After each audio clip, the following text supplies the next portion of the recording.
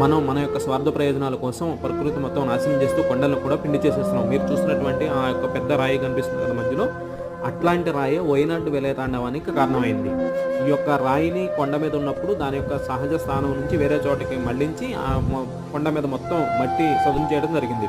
వర్షానికి ఆ మట్టి జారిపోయి ఈ యొక్క కొండ రాయి దొర్లుకుంటూ వచ్చి ఊరు మీద నుంచి దొర్లుకుంటూ వెళ్ళిపోయింది. మొత్తం ఊరే తుడిచిపెట్టుకుపోయిందనమాట. మీకు తెలుసు కదా వైనాడు విలయతాండవం గురించి కేరళలో.